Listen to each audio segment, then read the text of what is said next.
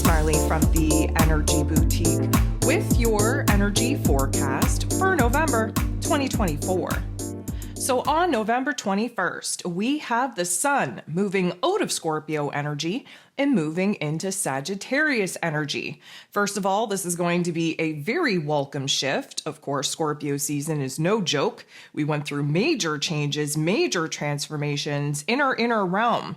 We are a new version of self. We've done the shadow work. We dealt with the darkest parts of our psyche, of our emotions, of our mental plane, and of our physical realms. Although nobody really enjoys Scorpio season, it is a much needed season for that deep change, the deep transformation that, of course, has to take place in order for us to grow, in order for us to evolve.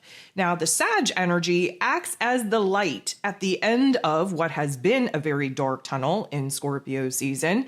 And not only are we at the end of that tunnel, we are standing in the light. We are seeing things very differently. We have a brand new perspective. We have a brand new truth. And now the optimism, the confidence that comes from Sag season is definitely going to be the fire, the spark, the flame in our heart space and under our ass in order to actually move on and move forward.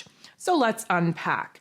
First of all, Sag season is a mutable season. Mutable signs follow fixed signs such as Scorpio season because we came into a new form. We stabilized into a new form, a new version of self, and the mutability offers us a chance to now experiment, to now explore. We are in a fire energy, and fire energies, first of all, going to dry us up from the emotions that we were sitting in Scorpio season. The fire energy helps us to burn away the funk, the darkness, the heaviness, the weight that, of course, we were very saturated in Scorpio season. And then it helps us to kind of burn through the cords, burn through the attachments that we've definitely recognized now are holding us back, restricting us from moving on and moving forward. And when we burn through those attachments and cords, the fire then works to rejuvenate, replenish, really kind of bring us back to life. There is a reignition, if you will, of passion, of desire, of excitement. And because we have a new perspective on things, because we have a new truth, because there are endings and closures taking place, not only is Sag season a time of kind of seeing the adjustment period between the old and the new, but it is very much a time where we are building ourselves up, preparing for a brand new quest, a brand new adventure.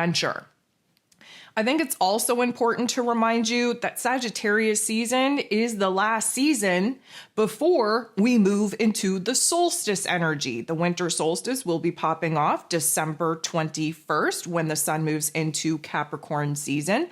And that solstice energy, the closer that we get to that solstice energy, the time is going to accelerate, B, things intensify, and C, the exploration, the experimentation that we're going to be doing, especially at the beginning part of Sag season, going to come to a full head by the time Sag season comes to an end and we move into that solstice energy.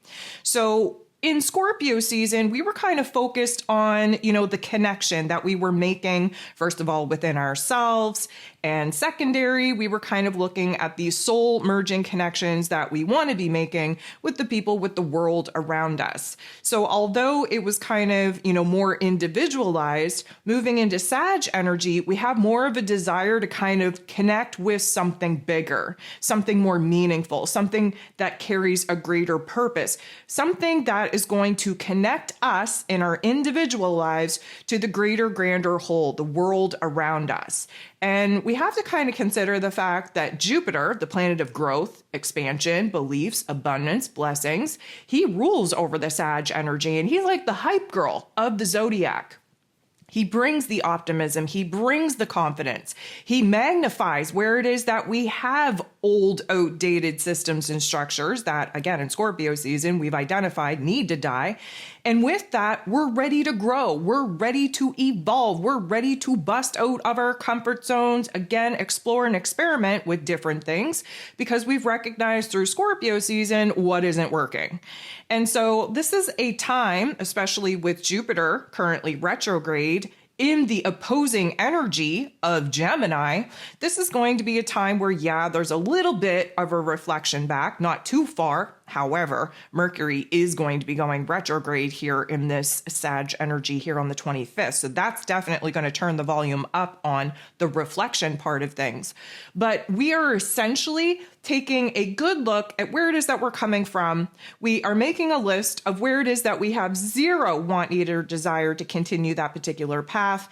And we are very excited, feeling less intensity, less pressure being forced into changes. We are actually semi-excited to boss up, take the power control back, and actually create situations of newness, of adventure, of meaning, of purpose that we are excited to jump into. So this is a time for us to kind of go out into the world again as this new version of self. We have a different set of glasses or lenses that we are currently looking at life through. And this is going to be our first time as this newer version of self, as this new level of awareness and consciousness, that we get to kind of go out and explore the world from a different perspective, from a higher level of observation. And so we are in this fire energy a little bit more bold, brave, courageous. Jupiter ruling over Sagittarius energy, helping us to grow and expand, especially with our options and opportunities, our horizons, if you will, and our ability to think in new ways. So this is definitely going to help us focus on the big picture. Now, granted, one of the downfalls here is that we're so focused on the big picture that we may gloss over the smaller details that are very important, that we very much need to pay attention to. And especially once Mercury goes retrograde, our mental planes are not working well. We do have the high probability of kind of skimming over the important details, and they're going to come back to bite us in the butt later on. So we do have to pay attention to the smaller details and puzzle pieces that, again, make up the grander picture. However, sometimes we get caught up in those smaller details, the smaller aspects that get put on our to-do list that are actually going to help us bridge the gap from where it is that we're at to where it is that we desire to be. And that in itself can stunt our growth. So there is a lot of positive aspects helping us to focus on this big dream, this big goal, this big vision, this big picture that we now have for our future vision, for our future selves.